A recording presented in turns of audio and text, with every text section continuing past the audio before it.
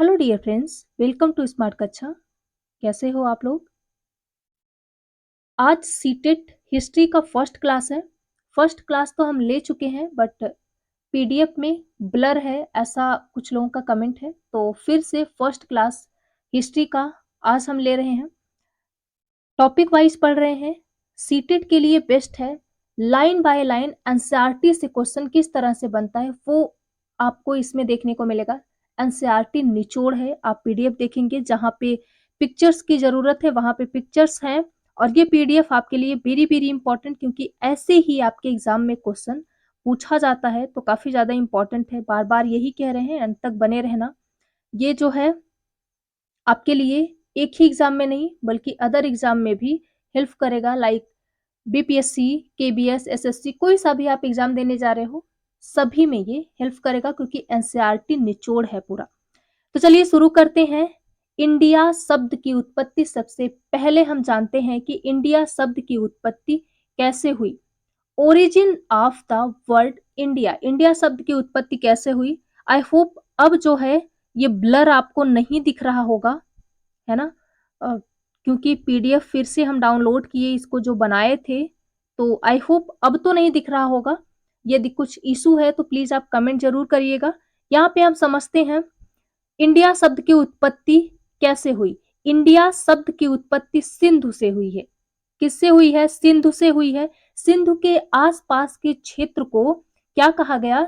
India कहा गया। क्यों इंडिया कहा गया? क्योंकि जैसे आप कोई वर्ड बोलते हो तो कुछ वर्ड बोलने में आपको प्रॉब्लम होती है, आप उसे हाइड कर देते हो, तो वैसे ही हिंडोस और इंडोस यूनानी थे। इन्होंने क्या कहा? यूनानी, ईरानी और यूनानी उत्तर पश्चिम में जब आए तो वहां पे सिंधु नदी थी, उस नदी को क्या बोले? हिंडोस या इंडोस बोले, और उसके आसपास के भूमि को इंडिया कहा गया। तो किससे हुई है? सिंधु से हुई है, जिसे संस्कृत में क्या कहा जाता है? संस्कृत में सिंधु कहते हैं। लगभग 2500 साल पहले ईरानियों और यूनानियों ने उत्तर पश्चिम से सिंधु को हिंडोस या इंडोस कहा था। और इस नदी के पूर्व क्षेत्र में जो भूमि है भारत, उसे उसी का नाम है क्या? इंडिया। यानी इनके कहने से इसके आसपास के भूमि का नाम इंडिया पड़ा। भारत का नाम उत्तर पश्चिम में रहने वाले लोगों के एक समूह के लिए क्या किया जाता है? इस्तेमाल किया जाता है। इस समूह का उल्लेख संस्कृत की आरंभिक लगभग 3500 वर्ष पुरानी कृति ऋग्वेद में मिलती है। कहाँ मिलती है? ऋग्वेद में मिलती है। आगे बढ़ते हैं। इतिहास का महत्व, इंपॉर्टेंस ऑफ हिस्टोरी। इतिहास का महत्व क्यों हुआ? तो हमारे अतीत यानी हमारे बीते हुए कालक्रम को जानने के लिए, हमारे बीते हुए, जैसे आपके पास कोई सिक्का मिलता है, कोई वस्तु मिलती है पुराने टाइम की, तो आप अपने दादा परदादा से जो भी हैं आप उनसे पूछते हो, दादा है, दादी है, पिताजी हैं, कि ये क्या है? ये आपके टाइम पे चल रहा था। अभी आज के टाइम पे जो नौनिहाल बच्चे जन्म ले रहे हैं उनको क्या पता कि जो है 50 पैसे भी चल रहे थे, उनको नहीं पता होगा। बट जब वो देखेंगे तो पूछेंगे कि ये क्या है ना। तो आप उनको बताएंगे, क्योंकि हम लोग के टाइम पे हम लोग उससे 50 पैसे से क्या मिलता था? जो 1 रुपए की 16 टॉफी मिलती थी, तो हम लोग को 4 टॉफी मिलती थी, 8 टॉफी मिलती थी, सॉरी 8 टॉफी मिलती थी। तो वो हम लोग खरीदते थे। बचपन की बातें याद करो। तो कुछ ऐसा है ना कि ये इतिहास बन गया। अब इन बच्चों के लिए ये इतिहास बन गया, तो वैसे इतिहास जानने की आवश्यकता क्यों हुई? इतिहास का महत्व क्या है? इतिहास के बारे में क्यों लोग जानने के लिए उत्सुक होते हैं? आपको कोई भी वस्तु मिलती है तो आप सोचते हैं कि ये है क्या, ये चीज है क्या, तो उसके बारे में जानने की उत्सुकता ही क्या है? इतिहास है। उसके बीते हुए कल, कब ये चल रहा था, क्या है ये, उसके बारे में जानने की उत्सुकता ही क्या है? इतिहास है। इतिहास हमारे अतीत, बीते हुए समय का क्रमानुसार अध्ययन है। इतिहास का अध्ययन करने वाले को क्या कहते हैं? तो इतिहासकार कहते हैं। क्या कहते हैं? इतिहासकार कहते हैं। हमें अतीत के बारे में कई जानकारी प्राप्त कर सकते हैं इतिहास से। हम इतिहास के बारे में, अतीत के बारे में कई जानकारी प्राप्त कर सकते हैं। इनमें से एक तरीका अतीत में लिखी गई क्या है? पुस्तकें हो सकती हैं। जैसे हमें पुराने टाइम पे क्या हो रहा था, कैसे लोग रह रहे थे, क्या खा पी रहे थे, इसके बारे में जानने की जरूरत पड़ी। ज़रूरत पड़ी तो हम जानने के लिए इच्छुक हुए कि क्या खा रहे थे, कैसे रह रहे थे, उनका रहन-सहन क्या था। तो एक तो तरीका हो सकता है कि हम बुक्स पढ़ें, किताब पढ़ें और दूसरा तरीका हो सकता है कि कुछ वस्तुएँ जो हम स्रोत कहते हैं, यानी ये चीज़ें हैं क्या, ये वस्तुएँ हैं क्या? तो कैसे हम जानते हैं? एक तो हो गया क्या हमारे लिए, एक हो गया बुक जिसे पढ़कर हम जानते हैं इतिहास के बारे में। पुस्तक हाथ से तो लिखी नहीं जा पहले की पुस्तकें जो है, पहले हाथ से लिखी जाती थी। अब पुस्तकें छपने लगी, पहले पुस्तकें हाथ से लिखी जाती थी, इसलिए उन्हें क्या कहा जाता है? मैन्युस्क्रिप्ट पांडुलिपियाँ कहा जाता है। क्या कहा जाता है? पांडुलिपियाँ, मैन्युस्क्रिप्ट कहा जाता है। इतिहास का काल विभाजन यहाँ पे जानते हैं। तो पहले जो लिखा जाता था इतिहास, वो हाथों से लिखा जाता था। पांडुलिपियाँ क्या है? तो एक भुर्ज नाम का, आगे हम पढ़ेंगे, एक भुर्ज नाम का पेड़ हुआ करता था, जिसकी छाल मोटी होती थी और उसकी छाल को इकट्ठा करके उस पे लिखते थे। और अब ये लकड़ी का है, तो कुछ में कीड़े वगैरह लग गए, कुछ खत्म हो गए, ऐसे ही टूट-फूट कर इधर-उधर हो गए। तो जो ये कुछ बची हुई हैं, उसी पर आधारित अब बुक लिखी जा रही है कि क्या कुछ है। तो जो बची हुई पांडुलिपि है, अभी भी आपको जो है मिलेगा ये पांडुलिपियाँ, थोड़ा बहुत साक्ष्य रखा हुआ है कि कैसे लोग लिखते थे पुराने टाइम पे। तो उससे लिखा हुआ रहता था उस पे, पांडुलिपि पर, यानी उसे क्या है, भुर्ज नाम का एक पेड़ हुआ करता था जिसकी छाल पर लिखते थे। आगे बढ़ते हैं यहाँ पे, इतिहास का काल विभाजन। 2 प्रकार से इतिहास का काल विभाजन किया जाता है। कौन-कौन से हैं? स्रोत के आधार पे, on the basis of resource, और काल के आधार पे, समय के आधार पे, on the basis of time, time के आधार पे और रिसोर्स के आधार पे हम इतिहास को बांट सकते हैं। स्रोत के आधार पे प्रागैतिहासिक काल, आद्य ऐतिहासिक काल क्या है, और ऐतिहासिक काल, प्रागैतिहासिक काल, प्री हिस्टोरी, आद्य ऐतिहासिक काल, प्रोटो हिस्टोरी और ऐतिहासिक काल हिस्टोरी। अब इसको हम समझते हैं, प्रागैतिहासिक काल क्या है? प्रागैतिहासिक काल, इस काल में क्या है? इस काल में कोई लिखित साक्ष्य नहीं मिला है, यानी यहाँ पे कोई लिखित साक्ष्य हमें नहीं मिला है, लिखित साक्ष्य नहीं मिला है। प्रागैतिहासिक काल में कोई लिखित साक्ष्य नहीं मिला है।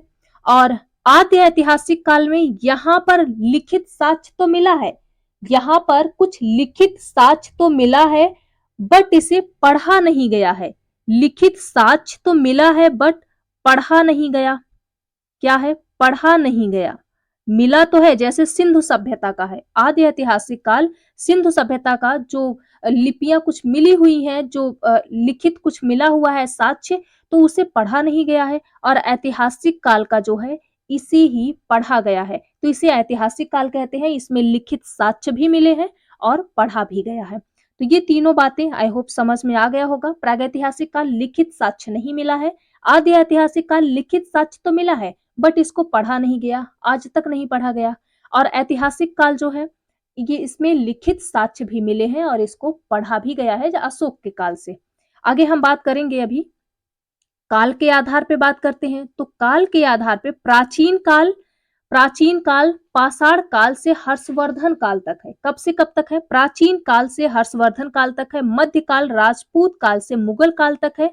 और आधुनिक काल औरंगजेब की मृत्यु से भारत की स्वतंत्रता तक, औरंगजेब की मृत्यु से भारत की स्वतंत्रता तक काल को हम क्या कहते हैं? आधुनिक काल कहते हैं। जो हम हमेशा से, यानी तीनों को पढ़ने की जरूरत होती है। जो अभी तक चल रहा है ये है भारत की स्वतंत्रता तक, ये है आधुनिक काल। यहाँ पे नोट में दिया है 19वीं सदी के मध्य में अंग्रेजी इतिहासकारों ने भारत के इतिहास को 3 युगों में बांटा। ये लोग भी बांट दिए, अंग्रेज लोग जब आए थे तो ये लोग बांट दिए। किसमें बांटे थे? हिंदू, मुस्लिम और ब्रिटिश। बट इसे माना नहीं जाता। क्यों नहीं माना जाता? क्योंकि इनका मानना क्या था शासकों के लिए एकमात्र केवल धर्म ही महत्वपूर्ण होता है और अर्थव्यवस्था, समाज, संस्कृति में कोई भी महत्वपूर्ण बदलाव नहीं आता। मतलब केवल जो है संस्कृत में इसमें कोई महत्वपूर्ण बदलाव नहीं आता। केवल किसमें आता है? समाज और संस्कृति में कोई भी बदलाव नहीं आता। केवल शासकों के धर्म में बदलाव आता है। यानी धर्म एकमात्र महत्वपूर्ण परिवर्तन होता है। धर्म ही एक महत्वपूर्ण परिवर्तन होता है और इनमें, इनके समाज में, इनकी अर्थव्यवस्था में, इनकी संस्कृति में कोई भी बदलाव नहीं आता। तो इसको इतिहासकार स्वीकार नहीं करते, बट ये भी याद रखना क्योंकि पूछा गया है ये क्वेश्चन कि अंग्रेज द्वारा कितने युगों में इतिहास को बांटा गया है। तो याद रखना, हिंदू, मुस्लिम और ब्रिटिश, ये लोग तो यही कह रहे थे कि बहुत ज्यादा भेदभाव अपने यहाँ था। और अंग्रेज लोग करते क्या थे? इनको तो यही था कि कभी भारत जो है आजाद हो ही नहीं सकता। क्यों? क्योंकि इसमें छुआछूत, भेदभाव, जाति पाति बहुत है। तो इनका यही मानना था और इसलिए ये बांट दिए थे, हिंदू, मुस्लिम, ब्रिटिश, तीनों को अलग अलग बांट दिए थे। आगे बात करते हैं।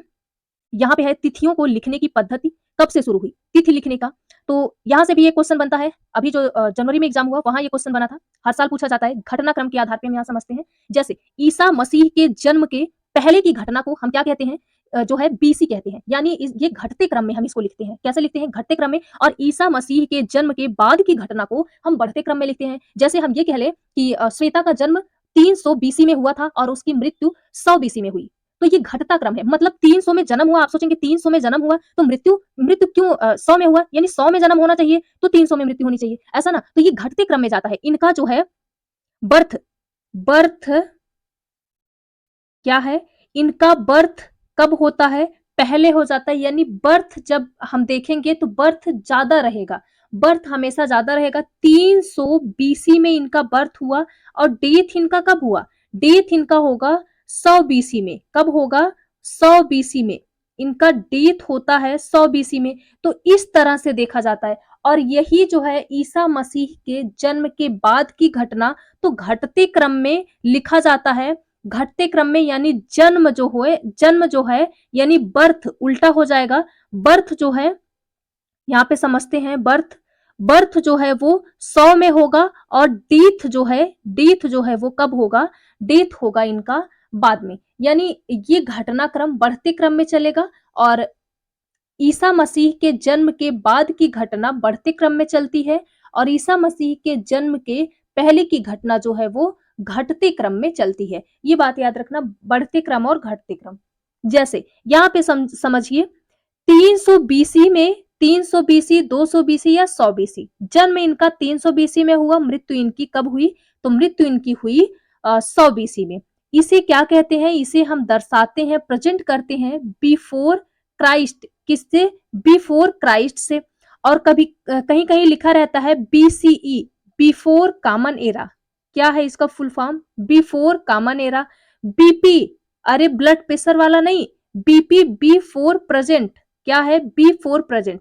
तो ये तीनों बातें याद रखना। जब भी आपको ये दिखे बीसी, बीसी या बीपी तो आप समझ जाना कि ये घटते क्रम यानी ईसा मसीह के जन्म के पहले की घटना यहाँ पे दर्शाई गई है। बढ़ते क्रम में ईसा मसीह के जन्म के बाद की घटना दर्शाई गई है। 100 एडी, 200 एडी, 300 एडी। 100 एडी में जन्म हुआ, 300 एडी में इनकी मृत्यु हुई। तो इस तरह से आपको दिखा हुआ मिलेगा तो समझ जाना ईसा मसीह के जन्म के बाद की घटना है। इसे किससे प्रेजेंट करते हैं? तो एडी से, एनो डोमिनी जिसे कहते हैं, एडी से प्रेजेंट करते हैं, एनो डोमिनी। और या फिर सीई से, क्या? सीई से, जिसका फुल फॉर्म है कॉमन एरा। जहां पे एनो डोमिनी दिखे या फिर कॉमन एरा दिखे तो आप समझ जाना ईसा मसीह के जन्म की बाद की घटना यहाँ पे प्रेजेंट किया गया है। बाद की घटना के बारे में यहाँ पे बताया गया है। ये क्वेश्चन बहुत बनता है। अगर आपको ना समझ में आया हो तो कमेंट करिएगा, इसको हम शॉर्ट में आपको समझाएंगे। आई होप जितना अच्छे से मुझे लगा कि आपको समझ में आ ही गया होगा अच्छे तरीके से। यदि नहीं भी समझ में आया है तो कमेंट करिएगा, हम फिर से इसको बताएंगे। ईसा मसीह के कुल मिला के यही बातें याद रखना। ईसा मसीह के जन्म के बाद, जन्म कब हुआ था? 1 एडी में, 1 एडी में ईसा मसीह का जन्म हुआ।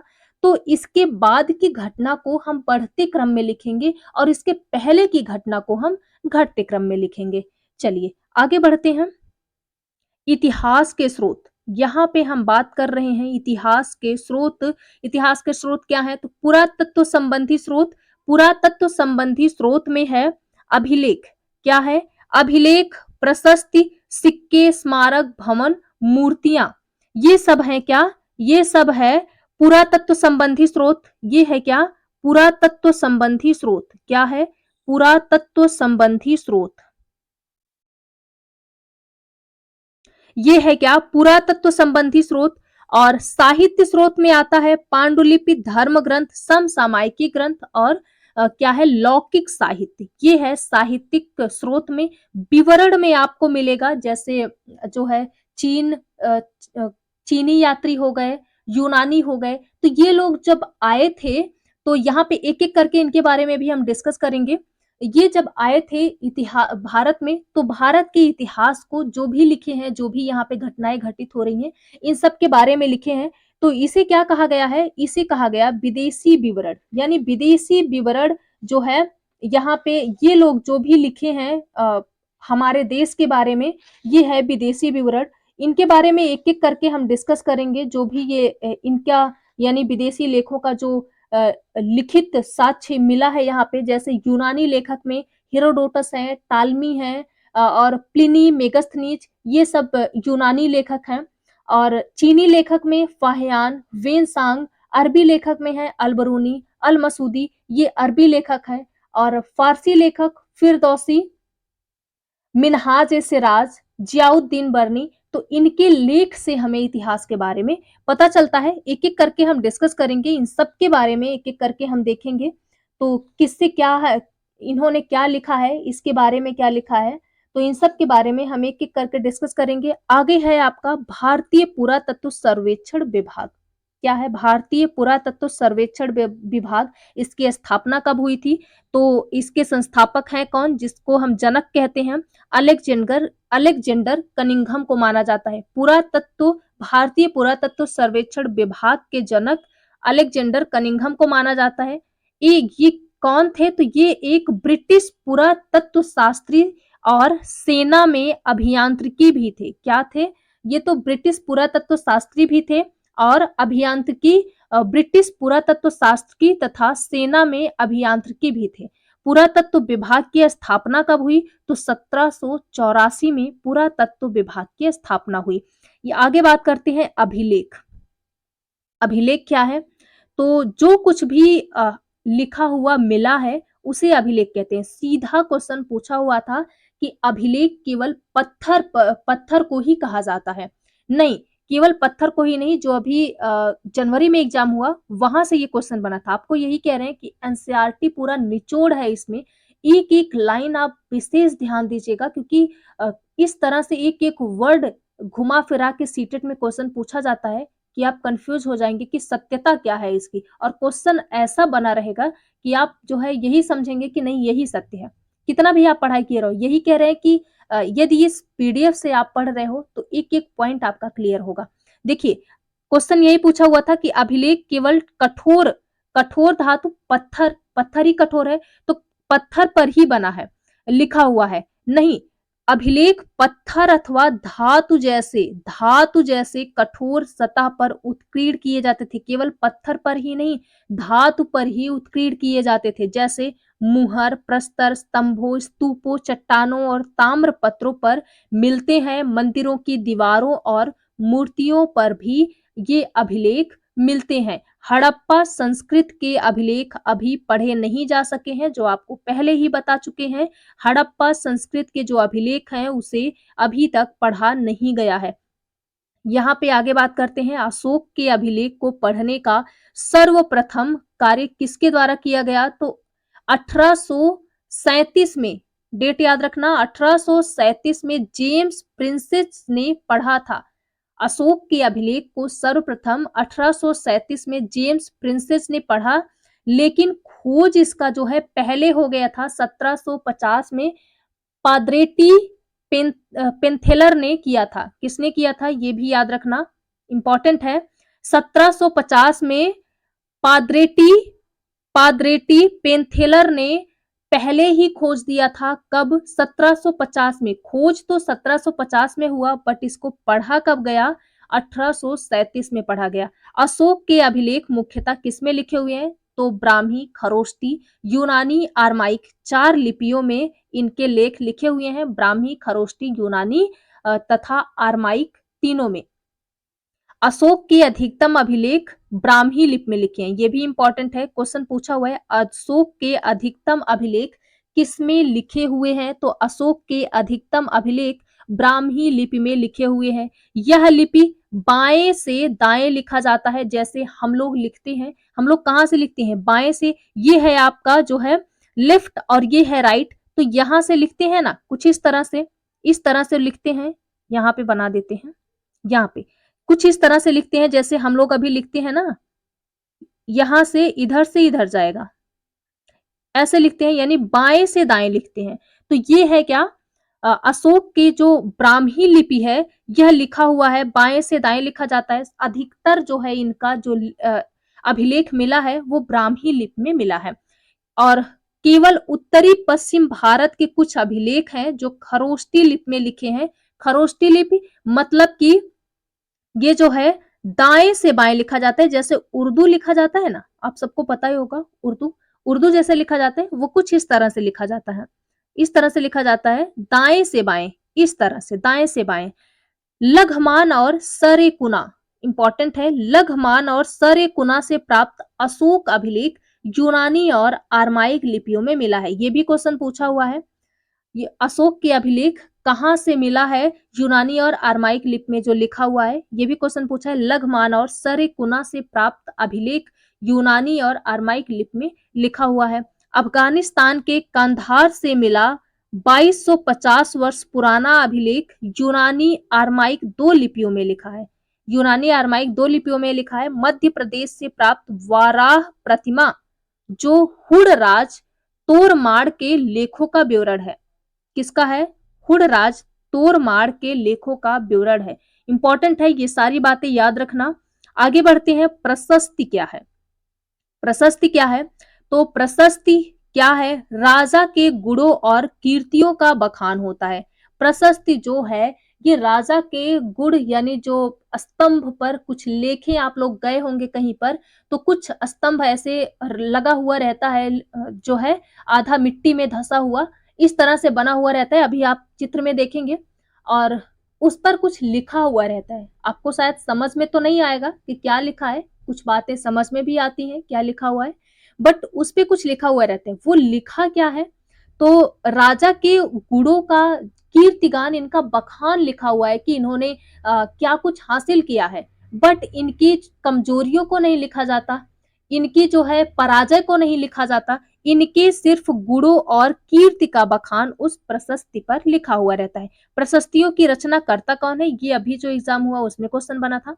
प्रशस्तियों की रचना कौन करता है? तो विद्वान ब्राह्मण कवि द्वारा किए जाते हैं, जो मदद करते हैं प्रशासन में।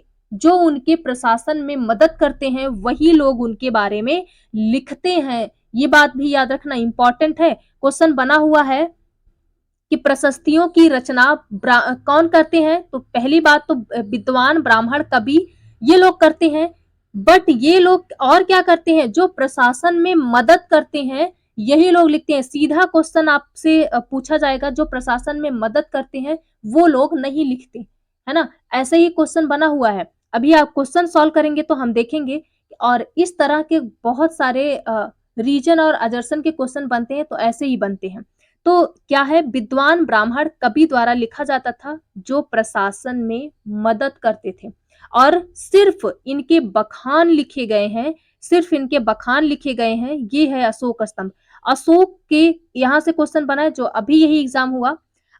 इलाहाबाद के अशोक स्तंभ पर समुद्रगुप्त के दरबारी कवि, जो अभी कल प्रीवियस ईयर हम लोग सॉल्व किए, 30 क्वेश्चन आप लोग जाके देख लीजिएगा। बार बार कह रहे हैं, अभी से तैयारी करो। जिनका 1-2 नंबर से रह गया है, जो क्वालिफाई कर गए हैं, वो नेक्स्ट एग्जाम की अपनी तैयारी करें। और जिनका 1-2 नंबर से रह गया है, वो प्लीज टॉपिक वाइज क्लासेस शुरू हो गई हैं, तो आप टॉपिक वाइज पढ़ने के बाद ही पीवाईक्यू सॉल्व करिए। पीवाईक्यू तो हम हर संडे को सॉल्व ही करेंगे, बट अभी टाइम है, टॉपिक वाइज पढ़ लीजिए। ना तो यही आंकड़ा रहेगा हमेशा सीटेट का, 3 लाख बच्चे, 2.5 लाख बच्चे, 2 लाख बच्चे ही क्वालिफाई होंगे और 20-25 लाख स्टूडेंट फॉर्म अप्लाई करते हैं। सोचिए, सीटेट जैसा क्वालिफाइंग नेचर का एग्जाम क्वालिफाई नहीं हो रहा है। गलती कहाँ पे हो रही है आपसे? टॉपिक वाइज नहीं पढ़ रहे हो, हलवा सा लग रहा है, अरे सीटेट क्या है, माइनस मार्किंग भी नहीं है, फिर भी इतने कम स्टूडेंट क्वालिफाई कर पा रहे हैं।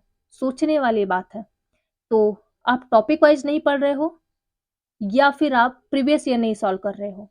प्रीवियस ईयर सॉल्व करने से कॉन्सेप्ट क्लियर होगा, टॉपिक वाइज पढ़ने से कहीं से भी क्वेश्चन बने, आपका क्वेश्चन गलत नहीं होगा। तो टॉपिक वाइज क्लासेस चल रही हैं, चैनल पर पहली बार आए हो, सब्सक्राइब कर लीजिए। सारे सब्जेक्ट की टॉपिक वाइज क्लासेस चल रही हैं, जिस तरह से सीटेट हम क्वालिफाई किए हैं, वैसे ही आपको वही पीडीएफ अपने नोट्स का हम पीडीएफ बना के आपको यहाँ पे प्रोवाइड कर रहे हैं, वो भी फ्री में।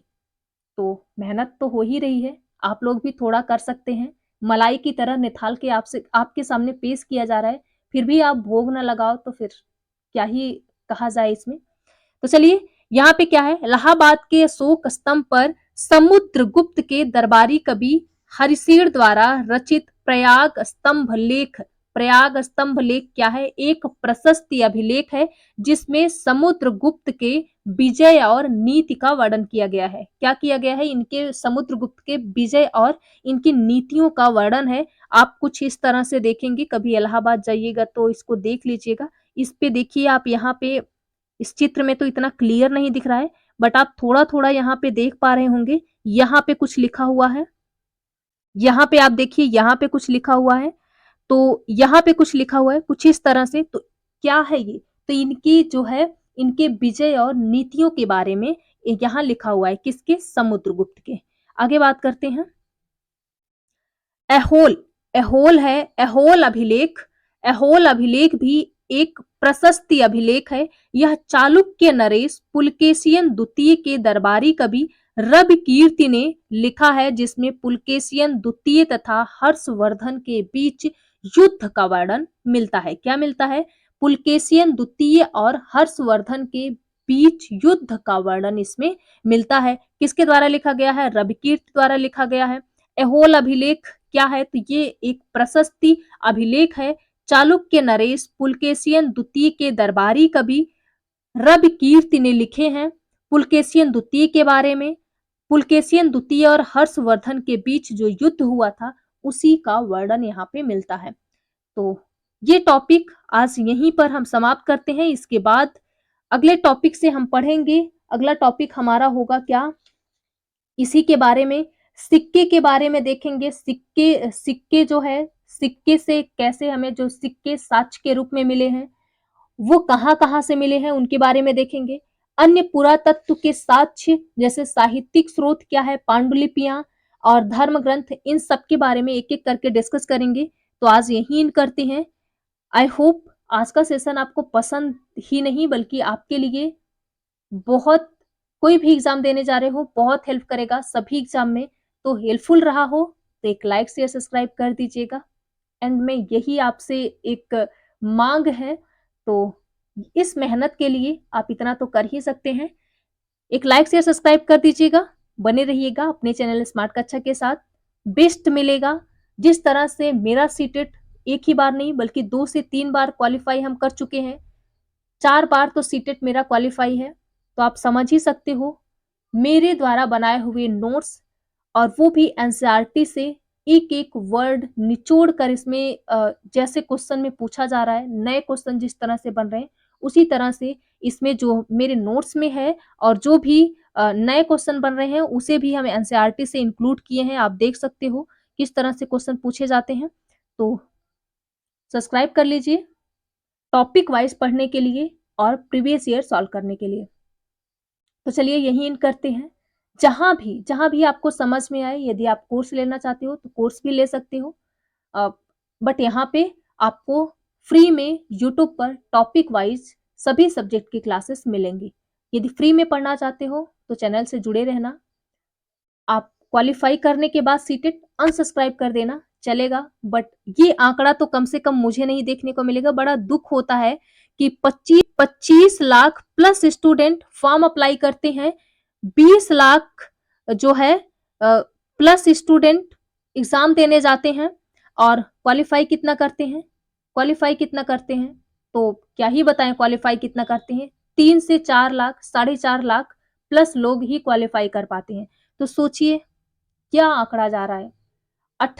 17-18% क्वालिफाई, पेपर 1 पेपर 2 मिला के बात करें, 17-18% क्वालिफाई कर रहे हैं। तो ये कितनी बड़ी हानि है। यदि दोनों पेपर आप लोग दे रहे हैं तो 1200 रुपए किसके पास जा रहा है? आपका बर्बाद हो रहा है और हर बार यही हो रहा है, तो आप किस तरह से पढ़ाई कर रहे हो? यदि आप दोनों पेपर क्वालिफाई करना चाहते हो, तो चैनल से जुड़े रहना। टॉपिक वाइज क्लासेस हो रही हैं और प्रीवियस ईयर भी हम सॉल्व करेंगे। प्रीवियस ईयर से कॉन्सेप्ट क्लियर होगा, कैसे क्वेश्चन पूछा जा रहा है, नए क्वेश्चन कैसे बन रहे हैं, और टॉपिक वाइज पढ़ेंगे, जिससे बारीकी से कोई सा भी घुमा फिरा के शब्द पूछे तो यदि आप ये पीडीएफ बार बार रिवीजन करते हैं, बार बार इसको पढ़ते हैं और नोट्स आप खुद बनाते हैं, यही रिक्वेस्ट है, आप खुद से नोट्स बनाइए। हम भी जब जो है तैयारी कर रहे थे तो हम भी खुद से अपना नोट्स बनाए थे, यूट्यूब से ही पढ़ाई किए थे, खुद से नोट्स बनाए थे, एनसीईआरटी बुक जो भी है उसे फॉलो किए थे। तो आप लोग भी यदि पढ़ना चाह रहे हो एनसीईआरटी तो पढ़ सकते हो, 6 टू 8 की एनसीईआरटी। नहीं पढ़ना चाह रहे हो तो ये पीडीएफ आपके लिए बेस्ट रहेगा, इसमें कुछ भी नहीं छूटा है। जो 1-2 वर्ड ये कह लें कि ये नहीं कि ये पीडीएफ ही इम्पोर्टेंट है, जो एक्स्ट्रा बताया जाता है उसे भी ध्यान में रखना। तो पीडीएफ के साथ-साथ आप क्लास लेते हैं, पीडीएफ भी आपको देंगे, बट जब 1 मंथ आपका एग्ज़ाम रह जाएगा तब पूरा कंप्लीट हो जाएगा, तब तक आपका पीडीएफ टॉपिक वाइज़ जो है क्योंकि यहाँ से जितना पढ़ना है उतना ही जो है इसे क्या करते हैं, बनाते हैं। तो एक ही पीडीएफ आपको मिल जाए, इतने सारे पीडीएफ आप रख के करोगे क्या? और गुम जाएगा तो आपको मिलेगा भी नहीं। तो सारा कुछ एक ही बार में आपको देंगे, 1 मंथ आपका एग्ज़ाम रह जाएगा। स्मार्ट कक्षा के टेलीग्राम चैनल पर फ्री में सारे सब्जेक्ट की पीडीएफ आपको मिल जाएगी, बट अभी टॉपिक वाइज़ आप पढ़ लीजिए, नोट्स बना लीजिए, आप भी थोड़ा-सा मेहनत तो करिए, तभी तो कोई भी एग्ज़ाम क्वालीफाई होगा। सोचिए अब क्या है कि ऑनलाइन सिस्टम हो गया है, आराम से आप पढ़ाई कर सकते हो, घर बैठ के आराम से पढ़ सकते हो, वो भी फ्री में यूट्यूब से। तो जो भी है, आपको जैसा भी सही लगे आप पढ़ाई अपना करते रहिए, यही कहेंगे। जिसकी भी लैंग्वेज आपको समझ में आ रही हो, जहाँ से भी आप पढ़ रहे हो, ये आंकड़ा तो नहीं होना चाहिए कि इतने स्टूडेंट फेल हो रहे हैं, क्वालीफाई नहीं कर पा रहे हैं। 1-2 नंबर से क्यों क्यों रुक रहा है? जिनका जो है 70 मार्क्स बन रहे हैं, 70 मार्क्स या 66 कुछ ऐसे हैं, तो ये मतलब है कि ये कुछ भी नहीं पढ़ के गए हैं। जिनका 80 है, 82 है 82 है या फिर 89 है, इतने मार्क्स जिनके बन रहे हैं, तो आप लोग थोड़ा पढ़ाई किए हो, बट टॉपिक वाइज़ पढ़ लीजिए। इसके बाद जो है टॉपिक वाइज़ पढ़ने के बाद आप लोग प्रीवियस ईयर लगाइए, तो 100% अच्छे मार्क्स से सीटेट क्वालीफाई करेंगे। तो चलिए यहीं एंड करते हैं। पसंद आया हो तो लाइक, शेयर, सब्सक्राइब कर दीजिएगा। बने रहिएगा आप अपने चैनल स्मार्ट कक्षा के साथ। Thanks for watching. Thank you so much.